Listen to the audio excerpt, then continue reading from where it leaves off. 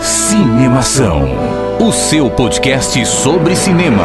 Acesse nosso site cinemação.com. Cinemação.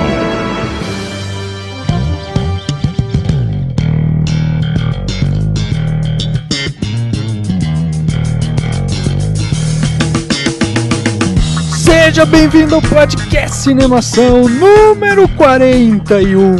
Eu sou Rafael Arinelli e 90% do sucesso se baseia simplesmente em insistir. Aqui é o Henrique Risato e para vocês que não notaram, eu voltei. Ele voltou. No podcast passado a gente não falou nada sobre você, né? Você se sentiu, assim, traído, abandonado? Me senti o homem invisível. Eu sou o Daniel Cury e se você tá solteiro ou solteira, pergunte-se a si mesmo: será que a minha metade da laranja virou suco ou eu que virei bagaço? Nossa senhora, olha só, filosófica essa, hein? Boa, hein? Você tá solteiro, Dani? Sim, meninas, se vocês quiserem depois eu passo aí nos comentários o meu telefone, beleza. E você virou suco ou bagaço? Eu tô indo pra academia, então o bagaço tá ficando melhorzinho. E você, Henrique, tá solteiro ou tá comprometido com alguém? Eu tô comprometido comigo mesmo, com o meu computador. Virou suco ou bagaço? Virou só o pó. Bom, hoje no podcast Cinemação número 41, vamos falar sobre um dos diretores mais aclamados de Hollywood. Vamos falar sobre Woody Allen. E nós vamos falar sobre Woody Allen inspirados, aí sendo levados pela onda do Blue Jasmine, seu próximo filme que deve chegar aí no mês que vem. No Brasil, nos Estados Unidos, seja lá onde ele vai estrear, mas tá para estrear esse filme, porque adiam e a gente nunca sabe direito quando que vai estrear os filmes. Mas de qualquer jeito a gente vai falar sobre Woody Allen. Então vamos começar o podcast Cinemação número 41. Agora no Cinemação. Eu começo, então. Repercussão. E eu me surpreendi com o filme. Repercutindo o que rolou durante a semana. Repercussão.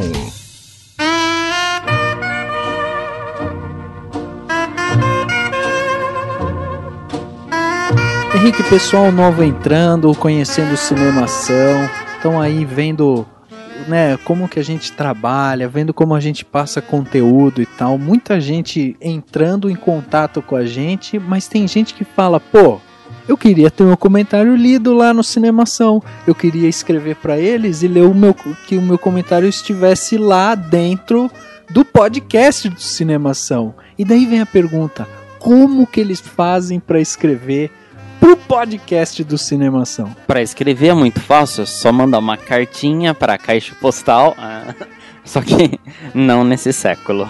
Bom, tem diversas maneiras, pode ser pelo Facebook, que é o facebook.com/cinemação, sem cedilha e sem tio, ou pelo Twitter, que é o twitter.com/cinema_ação, ou então diretamente no nosso e-mail, que é o contato.cinemação@gmail.com. Muito bom, então acho que as pessoas vão conseguir escrever pra gente, né, depois dessas informações. E antes de ler os comentários que a gente tem dessa semana, a gente tem notícia boa pra dar aí, hein? Saiu na semana passada o vencedor da promoção Velozes e Furiosos 6, que foi vítima, né? A promoção foi vítima de piadas constantes no último podcast do Daniel e do Rodrigo, por ser uma promoção veloz e furiosa. Eu escutei isso e achei muito original da parte de vocês. Pois é, muito original. E aí, Dani, quem foi o grande vencedor da promoção que foi encerrada na semana passada? Foi a vencedora Gabriela Cecília Rodrigues, que levou o par de ingressos para assistir o filme. Foi a sortuda da vez, né? E essa é a primeira promoção de junho, mas a gente tem outras promoções aí que estão vindo, né, Dani? A gente vai vincular essas promoções a que filmes? Pois é, se você gosta de Star Trek e se você gosta de Jack Reacher, se prepara que Tá vindo coisa aí. Tá vindo coisa aí e Star Trek, meu, ó, tem que ficar bem atento, porque a hora que chegar essa promoção vai ser rápida também. Vai ser veloz e furiosa a promoção de Star Trek. Henrique, você assistiu já Star Trek, né? Já assisti e já fiz uma crítica que tá no Cinemação. Muito bom o filme, aliás. Então você recomenda as pessoas ficarem ligadas no Cinemação para participar dessa promoção. Exatamente, nada como assistir o filme de graça, né? Só participar da promoção. Perfeito! Então comentários aqui dessa semana. A semana passou, muitos comentários, várias pessoas questionando muita coisa. Eu tenho um comentário aqui que foi feito pelo Rafael Rodrigues, ele é lá de Mogi das Cruzes, e ele deixou o comentário através do Twitter, né? Mandou um comentário pra gente, e ele falou o seguinte: hoje baixei vários podcasts de vocês. Se gostar, vira o fã. Vamos ver. Algum recado pra ele, não? Avisa se gostou, porque acho que até agora você já ouviu, então avisa a gente se você gostou e comente, dê sua opinião. Se gostou, divulgue. Boa! Então a gente tá esperando aí o Rafael Rodrigues vir a ser um fã, né? Deixar seus comentários e principalmente dizer o que ele gostou do nosso podcast, o que não gostou e principalmente o que a gente pode melhorar, né? O que ele acha que a gente tá fazendo de legal ou que tá fazendo de ruim também. É sempre importante ter esse feedback. Vou ler um comentário aqui do Mariel Fernandes. Ele escreveu sobre o post Conheça as Memórias que Me Contam. O que ele escreveu foi o seguinte: pelo trailer, ele pôs até entre parênteses, pelo realmente longo trailer, melhor ir com um antidepressivo, mas vamos que vamos. Tem que animar, né? O que vocês acharam do trailer? É um trailer bem triste mesmo, mas é a proposta do filme, né? Porque A Memória que Me Contam é um filme que fala sobre as pessoas relembrando do período de chumbo, né? Dos anos de chumbo da ditadura militar. E ele é um filme bem triste, tem um ritmo lento, né? Pelo que mostra no trailer, mas parece ser muito bom. A Irene Havashi e a Simone Spoladori estão sendo bem elogiadas pelo que elas fizeram nesse filme. Mas, de repente, não digo antidepressivo, mas assim, uma cafeína pode ser, né? Pode ajudar. Será que é um filme que vai ficar ali paralelo com Amor, Dani, nessa parte assim de ser um filme denso, né? Acho que não, acho que a temática é completamente diferente, assim, não tem nada a ver. São filmes, ambos, que talvez te deixem um pouco mais pra baixo, no sentido de pensativo sobre a vida, essas coisas todas. Mas A Memória que Me Contam, também eu não, ao contrário do Amor, eu não assisti ainda A Memória que Me Conta. Eu tô falando isso pelo que eu vi desse trailer. É um filme pra você simplesmente, não é um filme pra você ir se divertir e sair pulando de alegria, né? Tem filmes que não são assim mesmo e esse tem essa proposta também. Acho que dá pra fazer até um paralelo com o filme da Olga Benário, né? Mas o Olga eu não acho um filme muito legal e esse parece ser um pouco melhor, então beleza. O comentário que eu vi aqui, do Kim Gomes, ele comentou no Twitter do Cinemação, respondeu, né, a um tweet nosso que divulgava um seguinte post: tumulto em pré-estreia de Faroeste Caboclo foi problema de planejamento. Eu falei um pouco sobre um tumulto que houve alguns dias antes de estrear o filme Faroeste Caboclo numa pré-estreia que teve em São Paulo. E que, enfim, deu problema. No fim das contas não teve o debate que era pra ter depois, com a Isis Valverde, nem com o Fabrício Bolivier, eles foram embora, bababá. Aí o Kim Gomes comentou assim: quando a periferia é porque é periferia, e quando a classe média, Mauricinho, Patricinha é o quê? Ainda bem que caí fora logo. Ou seja, ele tava lá e resolveu ir embora antes que virasse problema, porque ele previu o que ia acontecer.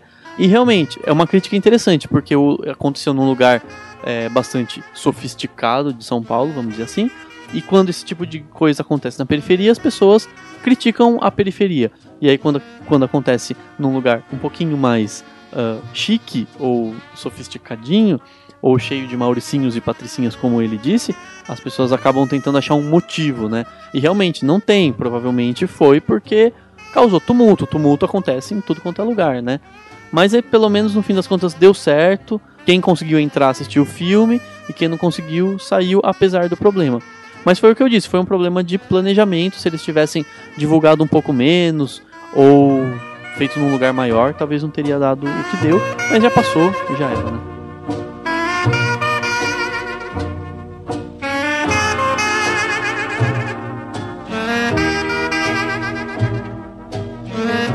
Well, it's interesting. People tend to think that I'm neurotic, and this I feel is a testimony to my acting ability.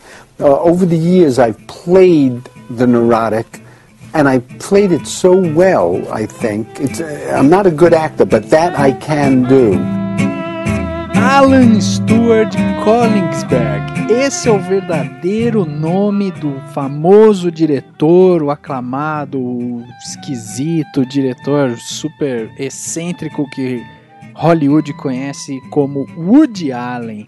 O Alan Stewart Koenigsberg nasceu em 1935, no dia 1º de dezembro. E para quem não conhece, ele é cineasta, é roteirista, é escritor, é ator e também um músico que tem como hobby a música, né? E 17 anos depois ele mudou o nome dele no registro dele, né? O nome dele hoje é Haywood Allen, né? Meio maluco isso, mas beleza, ele mudou de nome. Continua esquisito do mesmo jeito. É verdade, continua esquisito. Mas assim, quem é o Woody Allen? Woody Allen é um diretor, ele é roteirista de Nova York e ele é um cara que se envolve com essa parte de entretenimento e tal desde muito jovem. Ele nasceu em 1935, é de uma família de judeus e o pai dele morreu há pouquíssimo tempo atrás. O pai dele fez 101 anos, morreu com 101 anos, quer dizer, muito provavelmente a gente vai ver o Woody Allen também por muito tempo aí, se ele seguir os passos do pai dele.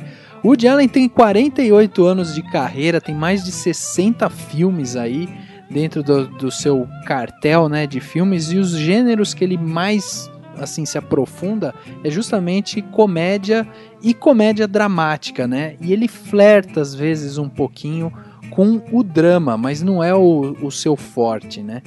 Como eu estava dizendo, o Woody Allen ele é um cara que ele sempre, desde moleque, ele se envolve com o entretenimento. Com 15 anos, por exemplo, ele já escrevia em coluna de jornal e para programa de rádio, e ele estava sempre antenado nessa parte de entretenimento, tanto que ele resolveu fazer universidade, e ele foi para a Universidade de Nova York justamente para a parte de entretenimento, de rádio, de cinema.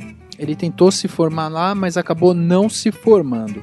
Depois de algum tempo, em 1964, foi considerado um comediante, né? Ele já era considerado um comediante, fazia algumas peças de stand-up nos Estados Unidos, o que credenciou ele para esse papel de ser um comediante, de uma certa forma até famoso ali na região. E ele acabou, inclusive, gravou um disco que se chamava Woody Allen, né? Que tinha ali as gravações do seu show, e ele foi indicado ao prêmio Grammy. Então o cara começou com o pé direito e, muito rapidamente já estava atingindo o estrelato. É também interessante ver que ele, na história do Woody Allen, ele saiu de casa muito cedo, né? Ele não tinha uma relação muito boa com os pais e principalmente com a mãe dele. E ele, durante muito tempo, morou num pequeno apartamento e estudou e viveu sozinho, desde da adolescência mesmo, né? Ele fez tudo isso sozinho e daí com 17 anos, quando provavelmente era a maioridade, né, lá na época, ele foi lá e mudou o nome dele, porque desde sempre ele gostava de ser chamado Woody Allen, né? E acho que uma coisa legal de falar, das pessoas entenderem, é que é o seguinte: toda vez que a gente vê um filme do Woody Allen, ele tem um determinado um comportamento muito característico, né? Parece que é sempre o mesmo personagem que ele faz, e é mesmo, né? Muda de nome e tal, mas é sempre mais ou menos que nem o Chaplin, né? Fazia sempre aquele mesmo, o vagabundo e tal. O Woody Allen é um pouco assim. Mas o que acontece? As pessoas às vezes tendem a achar a ligar esse personagem ao Woody Allen ele mesmo, né?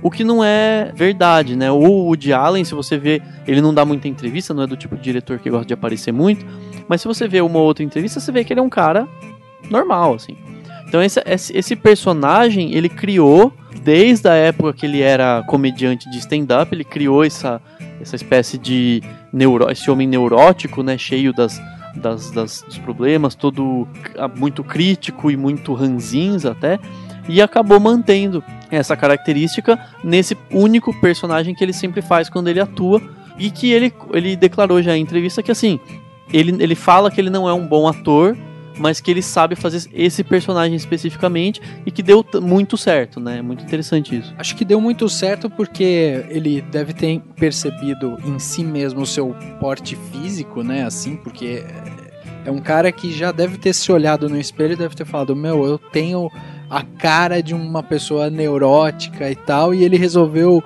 incorporar aquilo. Mas acho que assim, deve ter dado muito certo esse personagem pra ele, porque deve ser um alter ego dele, né, Dani? Uma personalidade dupla, sei lá. Mesmo os trejeitos dele, né, assim, que nem fisicamente você vê, ele é baixinho, sempre tem aquele óculos com armação grande, e como o Daniel falou, todo personagem dele é sempre, tipo, um escritor, isso é bem típico dos filmes do Woody Allen. Quando ele interpreta, é sempre um escritor neurótico nova-iorquino. E às vezes nem quando ele não interpreta, às vezes quando ele tem um personagem principal de algum filme, o personagem, às vezes a gente olha e fala, não, é um filme, é o Woody Allen, só que interpretado por uma outra pessoa, né? Então a gente consegue observar isso, assim, em alguns filmes que a gente vê dele, né? Então, se é uma coisa muito... Se ele encontrou nele essas características, provavelmente. Todo ator faz isso, né? Ele encontra algo nele que é do personagem, etc. Mas eu acho que o mais importante é a gente ter noção de que se um dia a gente encontrar o Woody Allen na rua, assim, andando em Nova York ou em Paris e encontra o Woody Allen, ele não vai ser daquele jeito, ele é, né, assim, normalmente, na vida cotidiana, um cara normal. Ele gosta muito de arte, ele gosta muito de estudar, então ele leva sempre pro que ele produz um conhecimento muito amplo em literatura, em questões sociológicas, em música, etc., mas ele não é esse cara neurótico na vida diária dele, que eu acho que é o que muita gente acaba criando essa imagem por causa desse personagem que ele criou. Não, e esse fato dele até ser um cara estudioso e tal, formado especificamente em cinema e tal, mas é um cara estudioso na arte do cinema. Até tem um pouco, não tem nada a ver, mas um pouco assim de Tarantino, né, que também nasceu no meio, de pequeno ou jovem, teve esse contato com a cultura do entretenimento e acabou se apaixonando por aquilo e começa a estudar meio que por conta própria e ter as suas influências, né. O Woody Allen sempre foi muito fã de Bergman, Fellini, assim, desses grandes diretores e que são diretores, inclusive, fortes na características de serem autorais também, né? Então eles têm uma característica muito forte e ele, por ser fã, muito provavelmente levou isso pro set de filmagem. O Woody Allen, depois que assim, ganhou um Grammy como comediante e tal, ele teve a sua primeira experiência cinematográfica logo depois que ele ganhou o Grammy. Então ele ganhou o Grammy em 64 com esse DVD, esse CD, né, que ele faz com as gravações de shows dele, e em seguida ele resolve se aventurar dentro do cinema.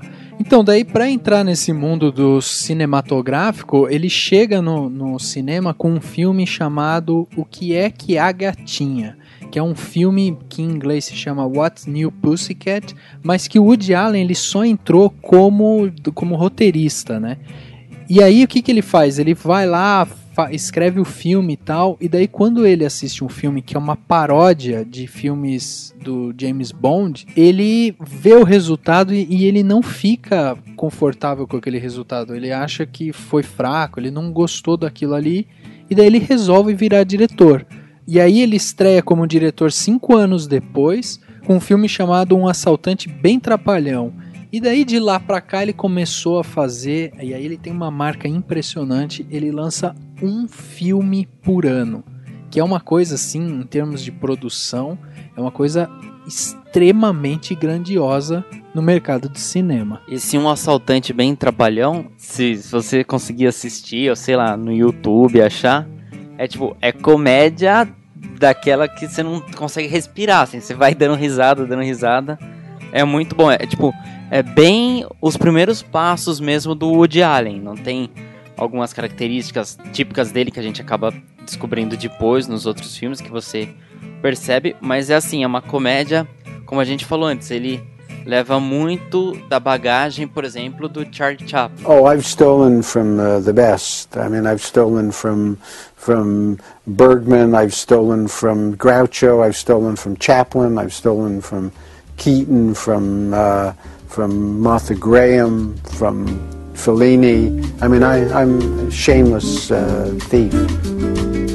Só é importante lembrar que, assim, antes dele escrever o que é que a gatinha, dele entrar no cinema, a entrada dele no cinema como roteirista, ele já escrevia para televisão nos Estados Unidos, né? Então ele já vinha tendo essa experiência, vinha escrevendo várias coisas, né, de comédia e tudo mais.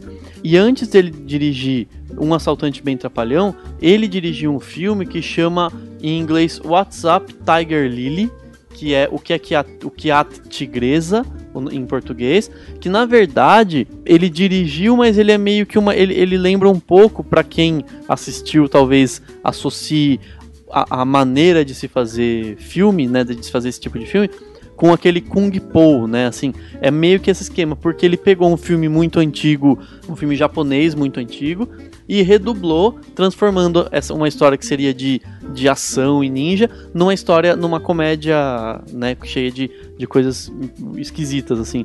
Então, já foi meio que a primeira experiência dele. Então acho que é legal a gente ver isso. Primeiro ele entrou como roteirista, depois ele dirigiu um filme que na verdade ele não chegou a filmar nada, né?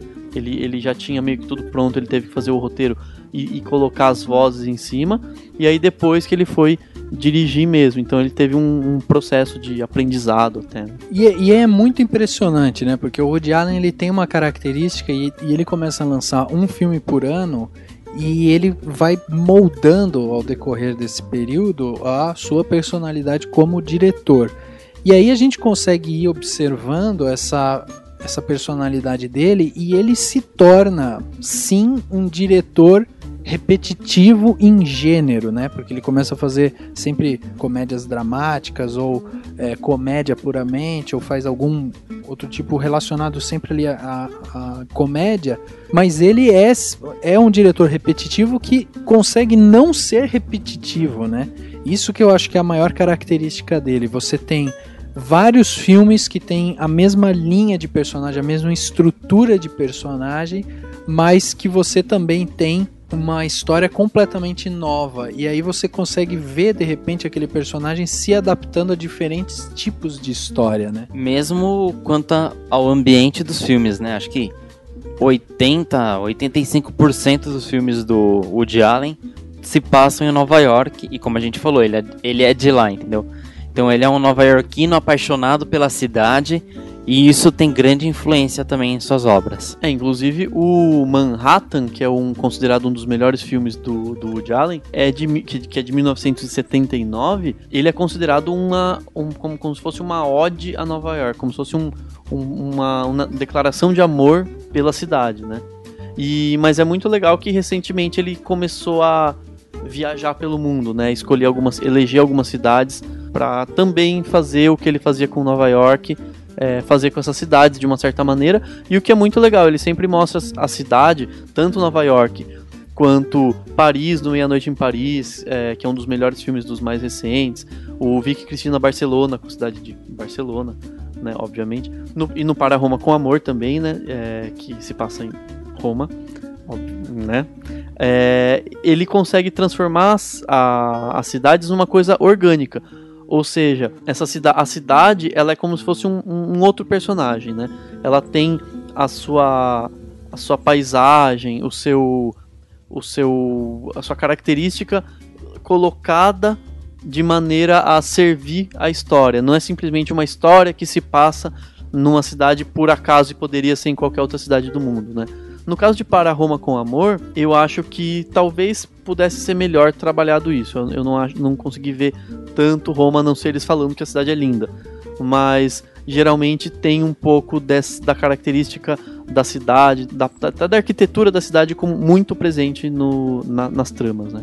Antes de Manhattan, né, que você lembrou de Manhattan é um filme de 79. Antes de Manhattan tem tem 2 filmes que eu acho que é interessante a gente destacar. Um deles é de 72, que é um filme bastante audacioso, inclusive para a época, que é 72, que se chama Tudo que Você Sempre Quis Saber sobre Sexo, mas tinha medo de perguntar.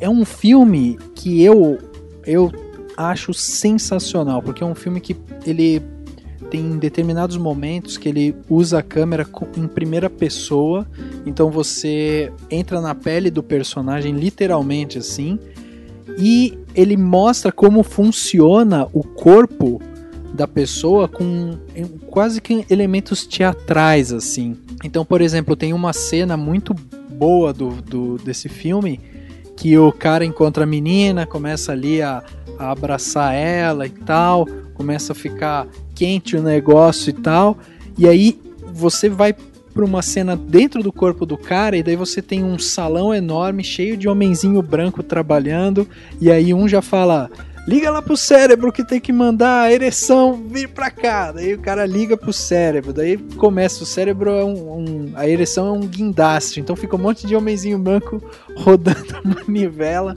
pro guindaste subir, aí começa a arrebentar umas cordas, o guindaste vai caindo. É sensacional, assim, é uma coisa muito teatral o filme, e ele tem umas pegadas, assim, umas cenas, umas tomadas de câmera que pra época eu acho que foi muito inovador, assim, e audacioso, né, por isso que eu falei que era audacioso. O outro filme que eu acho que é legal a gente destacar é justamente Noivo Neurótico, Noiva Nervosa, que foi o primeiro filme que deu um prêmio pro Woody Allen, né? Que foi justamente, ele ganhou aí 4 Oscars, né? Ele recebeu melhor filme, melhor roteiro e melhor direção. Quer dizer, e o último, né? Que foi para Diane Keaton, que foi melhor atriz. Mas assim, para ele, pro Woody Allen, o que coroou a sua carreira naquele momento foi justamente ganhar 3 Oscars que foram direcionados para ele, porque ele foi diretor, foi roteirista e ator do filme. Então ele chega a fama, ele chega ao reinado, ao seu reinado total dentro do cinema nessa época, quando ele é premiado com o Oscar por essa, vamos dizer, essa tríplice coroa aí, né, com melhor filme, melhor roteiro e melhor direção. Agora, o Woody Allen, ele tem uma... Como a gente falou, ele não encarna o personagem e tal. Por isso que eu falei que deve ser um alter ego, ele deve ter muita coisa de Woody Allen naqueles personagens neuróticos. Porque ele, por exemplo, é um cara que nunca vai em premiação de cinema. Ele se recusa a ir à premiação. Então, mesmo nesse filme que ele venceu o Oscar, não foi ele que subiu para pegar a estatueta. Então ele tem assim umas manias também, né? Ele só apareceu pela primeira vez numa competição, assim, numa premiação, quando houve o atentado de 11 de setembro em Nova York, porque foi o jeito que ele arranjou de homenagear ou de prestar solidariedade à cidade, foi se mostrando ao mundo, né? Acho que foi uma grande, uma ação muito política da parte dele, né? Porque ele foi, enfim, ele mostrou a todo mundo que estava todo mundo unido, né? Porque aquele foi um momento de muita dor para os americanos, então eles tiveram que se mostrar essa união. O ataque de 11 de setembro aconteceu em setembro, então foi aí mais ou menos uns 6 meses depois do ataque de 11 de setembro de 2001, que teve o Oscar, né, a premiação do Oscar e que ele foi. E é muito interessante que, assim, o Oscar, eu acho que o Oscar de Noivo Neurótico, Noiva Nervosa foi muito merecido, e a gente percebe hoje porque ele é considerado um precursor da comédia romântica dos anos 90 e 2000, né? E até dos anos 80, né? Enfim. Mas essa comédia romântica que existe hoje, ela se deve muito ao Noivo Neurótico, Noiva Nervosa, por todas as características que ele traz, né? De aliar o romance a uma comédia que é levada a sério, né? Porque tem um drama por trás, mas ao mesmo tempo a gente dá muita risada com o que acontece de engraçado, né? Tem alguns filmes que eu sempre lembro, quando eu assisto, que eu lembro do Annie Hall, né? Que é o nome original do filme do Woody Allen. Por exemplo, o Como Perder um Homem em 10 Dias, Do que as Mulheres Gostam, com Mel Gibson, também é uma comédia romântica bem legal.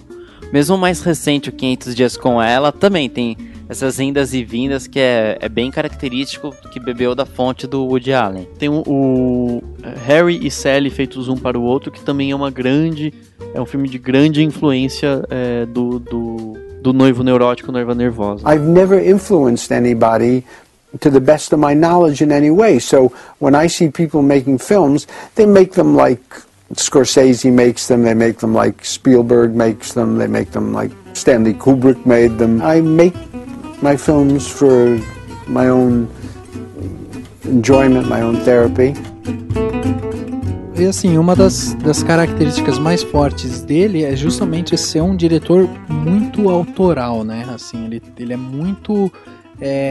assim, se tem lá o Oscar de roteiro original, ele é um cara que poderia sempre estar ali navegando dentro dessa categoria, porque ele é um cara que realmente ele tem essa coisa autoral, assim.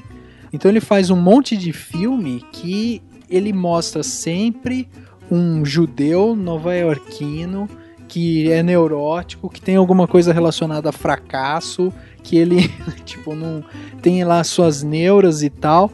E eu acho que isso que é o mais interessante dele, que é essa continuidade desses personagens, e daí ele consegue transmutar isso para outras pessoas, né?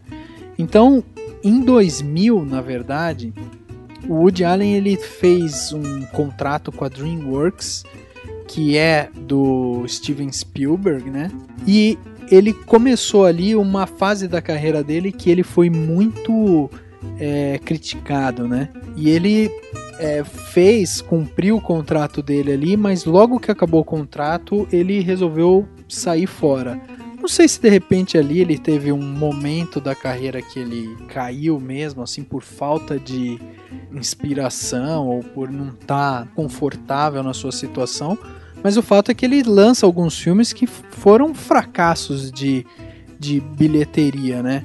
Que é o caso, por exemplo, de Trapaceiros, o Escorpião de Jade, Dirigindo no Escuro, inclusive, que é um filme que é bem visto, mas que também, assim, não é um sucesso absoluto dele. É um filme bem controverso. E mesmo na sequência, né? Ele fez alguns filmes que são considerados mais fraquinhos. Eu acho que o maior deles, assim, um dos mais fracos mesmo, é o Scoop, o Grande Furo, que apesar dele usar a nova menina dos olhos, né, da época, que era a Scarlett Johansson, ele consegue ser pior que o Ponto Final, o Match Point, né? Porque ele fez Match Point, depois fez o Scoop com a Scarlett, e aí 2 anos depois ele voltou no Vicky Cristina, e aí ele voltou com um pouco mais de força. Eu acho que o Vicky Cristina Barcelona é um pouco mais interessante do que esses outros dois, né? E eu acho que O Sonho de Cassandra também é um filme bem fraquinho também, né? Eu acho que não sei, eu colocaria, vamos dizer aí que ele ficou esse período de quase 10 anos fazendo filmes bem medianos, se considerar tudo que ele tinha feito antes, né? Eu não sei, eu gostei do Match Point, cara, que você comentou que não foi muito bem. Ele até traça um paralelo mais ou menos com o livro Crime e Castigo do Dostoiévski, né? Se você pegar pra analisar a história mesmo. Sim, eu não acho que ele é ruim, não, mas ele depois do Match Point, que já não foi tão, não estou dizendo que ele é ruim, ele já não foi tão bom assim, veio o Scoop, que é um furo mesmo, foi uma furada, na verdade, que ele fez. E depois ainda ele fez O Sonho de Cassandra, que tem o Colin Farrell e o Ewan McGregor, que junto com o Match Point e o Grande Furo usa Londres, né, usa a Inglaterra como cenário, e eu achei bem... O Sonho de Cassandra acho que é o mais fraquinho deles mesmo. Interessante destacar que o Match Point, na verdade, é a estreia dele, é quase que um pontapé inicial ali dele dentro do gênero de drama, porque Match Point é um filme que foge da curva do Woody Allen, porque é um filme sério, é um filme tenso e quase que um suspense, né? Quase que um policial o filme, assim. E antes disso, antes de fazer o Match Point, ele já flertava um pouquinho com essa coisa do drama, quando ele fez Melinda e Melinda, por exemplo, que é uma comédia, mas tem um pouco de drama também. Mas aí ele mergulha de vez no drama com Match Point. E o Woody Allen ele tem uma peculiaridade também, além de não ir nas suas premiações e tal. E o Woody Allen ele tem uma característica que, além dele não ir nas premiações, né? Ele também é um cara que ele foca na atriz principal, né? Então, lá no começo da carreira dele, as principais atrizes dos filmes eram sempre alguma mulher dele. Ou uma mulher, ou uma namorada, ou alguém assim. Ele sempre estava envolvido com aquela pessoa, né? Vide a Diane Keaton, né? Aliás, o Woody Allen tem uma vida amorosa bem conturbada, né? Ele já tá no 4º casamento, sendo que a atual esposa dele, ela era filha adotiva da ex-mulher dele. Exatamente, E aí vai falar que, de repente, aqueles personagens não são ele. Tem coisa dele ali muito forte, né? Porque, você começa a vasculhar a vida do cara e aí você começa a ver, assim, várias coisas que você vai olhando e vai falando, não, parece um personagem mesmo, né? O cara casa várias vezes, aí ele teve aí hoje ele é casado, né, com essa menina que foi praticamente uma filha pra ele, porque, a menina era adotada, né, da ex-mulher, mas era adotada e ele cuidou dela quando ela era menor. Vai saber, às vezes não teve muito contato, né, não dá pra gente saber, mas mesmo assim é esquisito. Então, e daí depois, conforme vai passando o tempo, ele começa a focar às vezes em algumas atrizes e ele mantém aquela parceria durante um tempo. A última que ele fez isso foi justamente a Scarlett Johansson, que começou a fazer filme com ele com Match Point, e aí depois ela volta em Scoop e depois volta em Vicky Cristina Barcelona. E no Vicky Cristina Barcelona entra a Penélope Cruz, que depois aparece no Para Roma com Amor, nunca como uma atriz principal, né, mas como uma atriz secundária também, que é interessante de se ver. Agora, antes da gente falar desses últimos filmes dele, assim, que são assim, os mais recentes e tal, eu queria saber o que vocês acham dessa marca dele, de um filme por ano, porque isso é uma coisa que me impressiona muito, assim, fazer um filme por ano, eu acho fenomenal isso. Realmente é uma das coisas que eu acho mais legal também, tipo, sempre tem opção pra assistir, né, assistir o filme do Woody Allen, mas é tipo a Disney, né, sempre tem, todo ano vai ter algum filme, assim, legal, ou, sei lá, filmes de super-herói agora, que todo ano tem alguma coisa. Mas pra diretor, realmente é difícil. Você pega uns diretores que nem Quentin Tarantino, que a cada, sei lá, 5, 4 anos tem um filme. O do Woody Allen, tipo, todo mundo ganha com isso, né? Mas será que isso às vezes não entra? Porque tem gente que não gosta dele, né? Ele tem uma rejeição grande também, inclusive uma rejeição grande em Hollywood, né? Será que o fato dele lançar filme com tanta frequência não é uma coisa que acaba às vezes até cansando ou tornando ele um diretor repetitivo? Eu acho que se ele não fizesse, né, com essa frequência, a gente teria mais filmes melhores e menos filmes piores do Woody Allen, né? Mas eu acho que é bem uma coisa. Eu acho que ele deve ser bem workaholic mesmo, né? E se for ver bem, as tramas dele são inteligentes, são boas de uma maneira geral, mas elas não são tão complexas, né? São comédias e tal. Se não são comédias, elas são, enfim, algo que não exige efeitos especiais complexos, que não exige locações complicadas, que não exige uma produção tão minuciosa, né? Então eu acho que é um dos motivos dele conseguir, né? São filmes geralmente curtos, né? 1h30, 1h40.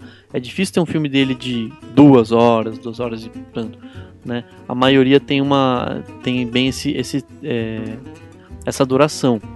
Mas eu também acho que ele não é tão... Porque muita gente tem uma visão do Woody Allen como uma coisa muito cult, né? Nossa, Woody Allen, eu sou chique, eu assisto Woody Allen.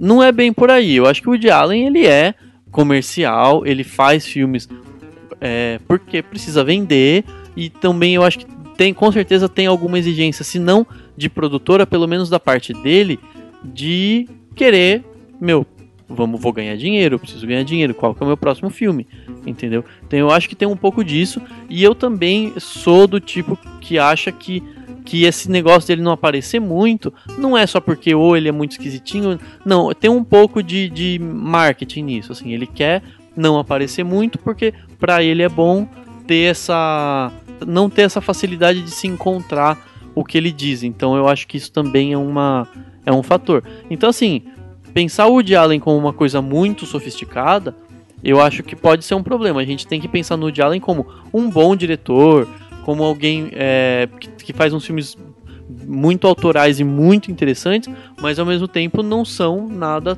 tão complexo quanto, por exemplo, o Terrence Malick, que faz umas coisas super complexas e que demora 20 anos pra fazer mais um filme. Ele tem uma frase também, né, Dani, que você vai falando, eu lembro das frases dele. Ele tem uma frase que ele fala assim: as pessoas acham que eu sou inteligente porque eu uso óculos e acham que meus filmes são artísticos porque eles não ganham dinheiro.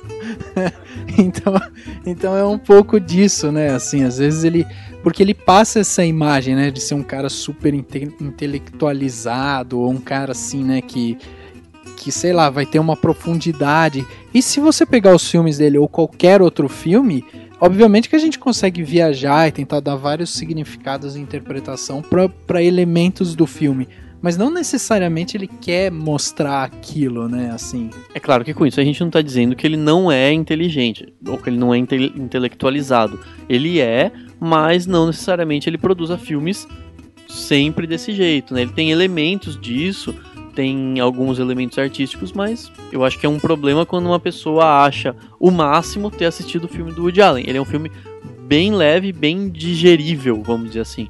Então, quer dizer, eu acho que o grande problema não é nele, é nas pessoas que assistem o Woody Allen e acham isso o máximo. É legal, assista o Woody Allen, é bom, mas não precisa se achar por causa disso. So I think that I'm not neurotic, that I'm very middle class, blue collar, beer drinking, television, t-shirt jerk at home. Bom, voltando um pouco para os filmes dele, né? A gente estava falando que ele às vezes consegue transportar esse personagem para outras pessoas, né? Outros atores conseguem fazer também esse mesmo personagem judeu, nova-iorquino, neurótico e blá blá blá. Um deles foi o Larry David, que fez um filme que chama Tudo Pode Dar Certo, que é uma comédia também, quer dizer, ele passou aí, ele fez essa... Por isso que eu falei que é um filme fora da curva, o Match Point, né? Porque ele faz um drama e depois ele logo em seguida já volta para as comédias e tal. E aí ele vai fazendo vários filmes que a gente já citou aqui.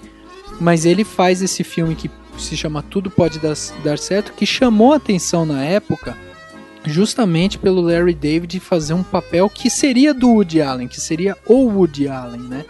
E daí o Woody Allen não aparece no filme, ele só dirige o filme. E a gente volta a ver isso se repetir em Meia-Noite em Paris, que daí o Woody Allen descobriu a Europa, ele não conhecia a Europa, daí ele resolveu pegar um aviãozinho e tal, chegou lá, descobriu a Europa. E daí ele chamou o Owen Wilson, e esse filme também chamou muita atenção da crítica e tal, e foi um filme assim bem aclamado, porque o Owen Wilson é o Woody Allen jovem, assim, também. Tem suas neuras, é um nova-iorquino, é judeu, é escritor, igual o Henrique falou. E ele ganha notoriedade com esse filme justamente porque ele vai para a Europa. É um filme que chama atenção por isso e pelo Owen Wilson, que incorpora aquele papel de Woody Allen. Só que você não falou o nome do filme, né? Que você tá falando, é o Meia-Noite em Paris. Eu acho que eu falei, mas depois a gente volta ao podcast e daí a gente vê. Eu acho interessante a gente analisar essa questão dele ter saído de Nova York. Ele sempre filmou muito, claro que teve filmes dele que não necessariamente se passavam em Nova York, né? Mas sempre bem americanos, e de repente ele coloca um olhar na Europa. E eu acho interessante a gente pensar que isso aconteceu no começo do século XXI, né, 2005 e tal, e caminhou um pouco aí por alguns anos. Então eu acho que é interessante ver isso. Isso aconteceu com um paralelo com o pós-11 de setembro, que é um marco na história do século, na história na história moderna, né, e da gente ver como os Estados Unidos deixaram de ser o centro do mundo e começaram e o país começou a olhar para o resto do mundo e entender o mundo como algo muito mais complexo e globalizado, e os Estados Unidos com cada vez menos poder, não que não tenha, mas bem menos. Então eu acho que dá pra gente fazer um paralelo interessante e pensar nisso, e o Woody Allen, como alguém bem antenado, ele também conseguiu ver isso e por isso foi pra lá. Vamos ver se ele vem filmar no Rio de Janeiro, né? Parece que teve uns rolos lá, disse que ele ia filmar e cancelou o projeto, não ia ter mais. De repente aí ainda tá... Pode ser que um dia ele venha, né? Aí ele vai olhar ainda mais globalmente ainda, né? Infelizmente não vai ser esse ano, vamos ver se no próximo ano, né, ele resolve vir, né? Porque se no ano passado ele foi para Roma e filmou Para Roma com Amor, esse ano, em 2013, ele tá lançando o filme Blue Jasmine, que vai se passar nos Estados Unidos. E é um filme que tem como a estrela principal ali a Cate Blanchett, que é super conhecida de que filme, hein, Henrique? De vários. O que, como eu sou nerd, eu lembro dela no Senhor dos Anéis, mas eu não sou referência, né? Mas olha que interessante, o Blue Jasmine conta a história de uma mulher que era rica, ficou pobre e tá num processo de crise. Deu pra sacar? Você viu? E a gente fala que ele não é um cara... A gente falou que ele às vezes não leva tanta profundidade, hein? Mas olha só, ele é irônico, né, Dani? Isso acho que isso é uma das principais características dele. Ele é um diretor irônico, assim. Ele tenta levar essa ironia pros filmes dele. O legal do Blue Jasmine, pelo menos que eu tô animado pra assistir, é pra ver ele dirigindo o Alec Baldwin, né? Que é o papel masculino principal do filme. E que os dois fizeram uma boa parceria no Para Roma com Amor. Que os dois que o Alec Baldwin também participou. É que no Para Roma com Amor, ele não, o Alec Baldwin não é não é um principal, né? Ele tá ali como quase que um espírito ali. Vamos ver se nesse filme o Alec Baldwin vai ter os trejeitos do Woody Allen. Até porque o Para Roma com Amor, ele lembra um pouco, assim, a estrutura dele lembra um pouco quando a gente falou daquele tudo que você sempre quis saber sobre sexo e nunca teve coragem de perguntar, né? Que é de várias histórias que são entrecortadas. No caso do primeiro, eram histórias que terminavam, começavam, como se fossem vários curtas, e no Para Roma com Amor elas vão se intercalando, todas se passando em Roma, mas não necessariamente conectadas, elas não eram conectadas, essas histórias.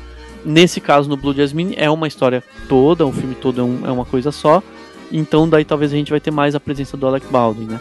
Mas é muito interessante ver isso e ver esses temas, essas coisas que suscitam politicamente, né, de vez em quando nas tramas do Woody Allen. Woody Allen, sem dúvida, pra mim, tá entre os meus diretores favoritos, roteiristas favoritos. Eu gosto muito dos filmes dele. Preciso comprar um box ainda, Woody Allen Collection, assim, porque eu não tenho. Mas eu acho que ele é um diretor fantástico e um ator mediano. Mas ele é muito autoral, isso é o que mais me chama a atenção. É um cara que nos presenteia com filmes todos os anos, então muito provavelmente a gente vai continuar vendo muito filme dele, até porque ele tem um pouco dessa fissura, né? essa vontade de trabalhar.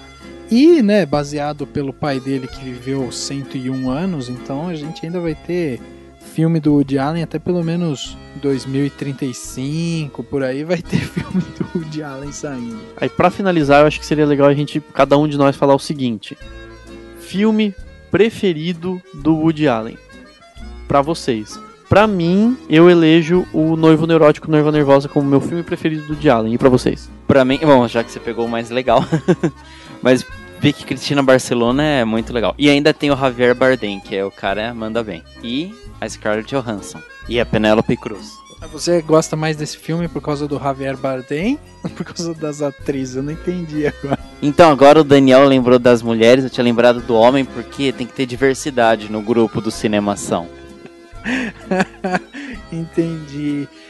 Pô, Dani, pra mim é difícil, viu, falar um filme só dele que eu acho meio injusto com os outros filmes dele. Porque, por exemplo, Noivo Neurótico, Noiva Nervosa é um filme que eu gosto muito também.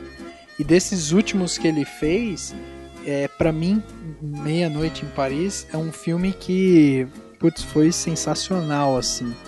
Mas eu gostei de Match Point, eu gosto, tem gente que não gosta, mas eu gosto desse filme Tudo Que Você Sempre Quis Saber Sobre Sexo. Eu gosto também, Manhattan eu gosto também. Então, putz, tem muito filme dele que eu gosto, é difícil falar, vai ser injusto. Faz uma lista aí de, assim, box Woody Allen. Então tá, pro Rafa, daqui a 10 podcasts a gente faz a top 10 Woody Allen, mas beleza, então, eu vou aceitar a resposta sua.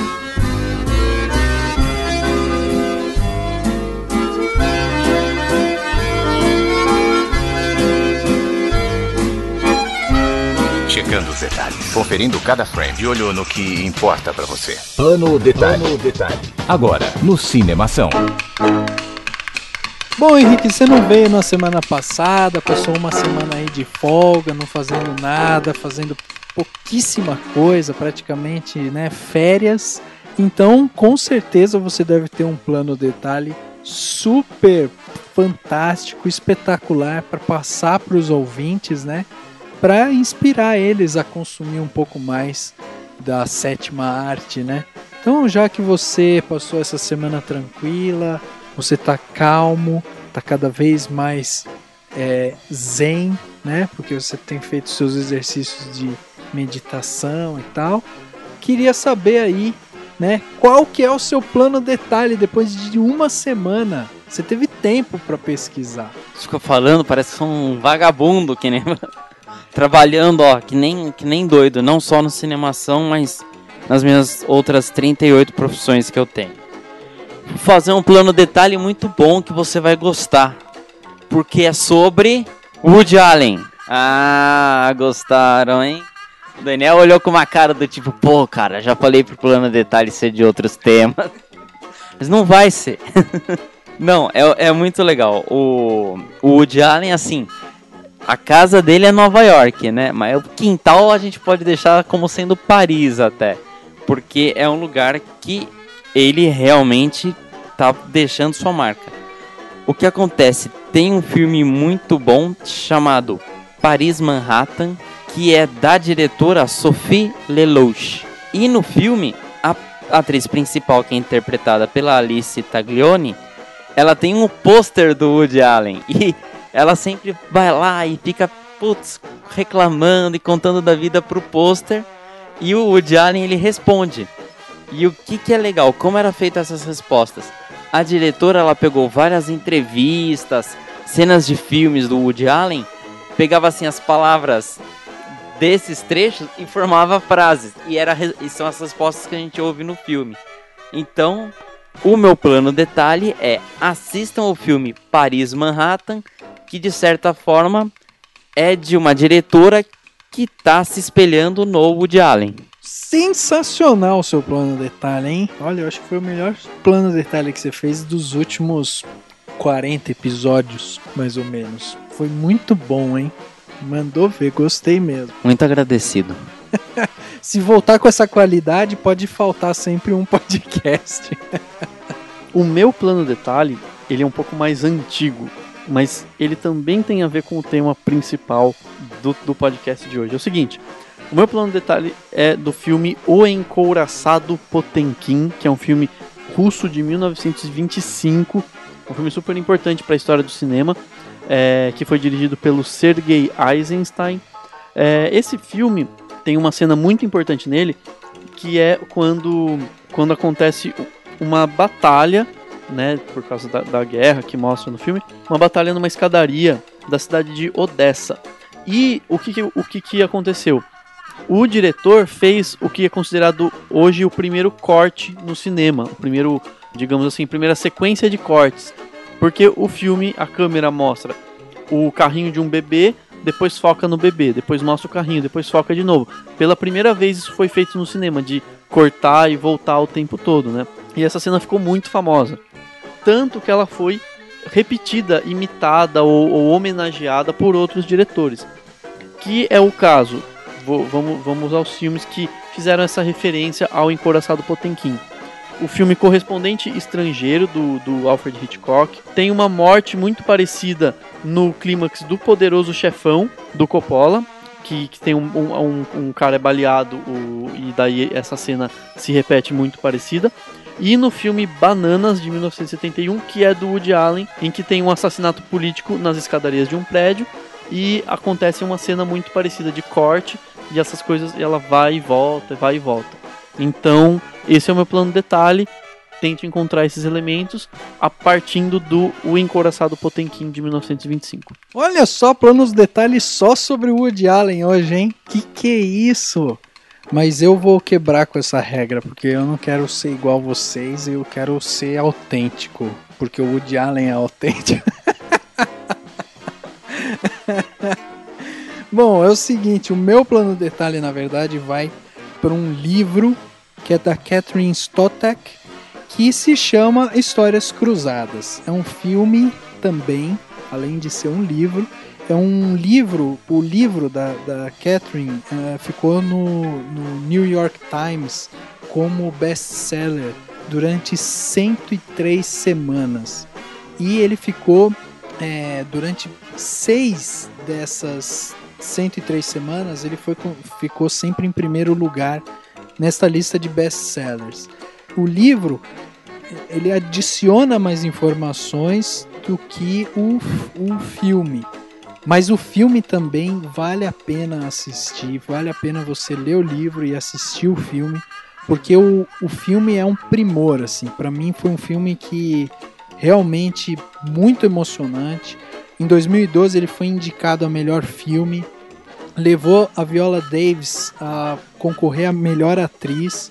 Então foi assim, é um filme muito, muito bem feito, muito bem planejado, e ele tem uma carga emocional muito boa. A cara do filme, assim, as principais personagens do filme estão na mão da Emma Stone, que mostrou uma qualidade na sua interpretação, e a Viola Davis, que foi uma revelação, assim, porque fazia tempo que a gente não via ela no cinema, com papéis assim mais pesados, e nesse filme ela realmente vai muito bem. E aí eu tenho um plano detalhezinho. Depois de toda essa introdução zona, né? Mas daí não tem nada a ver com isso, não tem nada a ver com o filme, não tem nada a ver com Histórias Cruzadas. O meu plano detalhezinho é, na verdade, para Game of Thrones. Eu gostaria de sugerir para todos os amantes de vídeo, de séries, de cinema, que vão assistir Game of Thrones. Uma série fantástica. Fazia tempo que eu não via uma série tão bem feita, uma série tão bem produzida mesmo pela HBO. Tá de parabéns. E, os últimos episódios são assim de você ficar completamente sem palavras. É fantástico e eu acho que vale muito a pena para todos os amantes da sétima arte assistir. E leiam o livro também.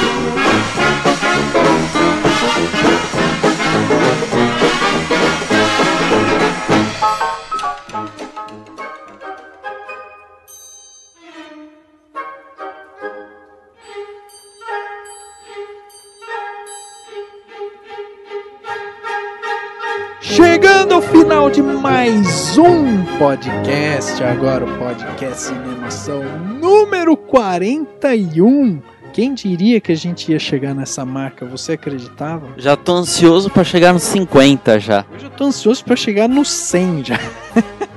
Porque eu tô achando que com o ritmo que a gente tá indo, o 100 vai ser rapidinho, não é? A gente tá que nem o Woody Allen, ele faz um filme por ano, a gente faz um podcast por semana, olha só. É verdade, e tá muito bom, e a gente tá gostando muito, e legal. Agora falta só o pessoal continuar mandando repercussão pra gente continuar crescendo, né? Bom, no podcast Cinemação número 41, a gente falou sobre Woody Allen, um dos diretores mais fantásticos que a gente tem hoje no mercado. E foi muito bom, eu acho que deu para passar um pouco sobre a história dele, passar um pouco sobre os filmes dele e as características dele, o que é mais importante. Henrique, muito obrigado pela sua presença. Chega de descanso, agora é hora de trabalhar, hein? Valeu, Rafael, e pode deixar, e eu vou procurar um óculos igual o óculos do Woody Allen agora. Boa essa, boa. Dani, muito obrigado pela presença mais uma vez. E o nosso último podcast ficou legal, hein? Sobre escola. Ficou bom, hein? Ficou, e eu fiquei sabendo que tá fazendo muito sucesso, né? Então, isso aí, gente. Obrigado a todo mundo que ouviu a gente. Obrigado, Rafa. Obrigado, Henrique. E até a semana que vem. Tá fazendo escola, o podcast sobre escola. Meu Deus do céu! O podcast Cinemação número 41 fica por aqui. Até a próxima!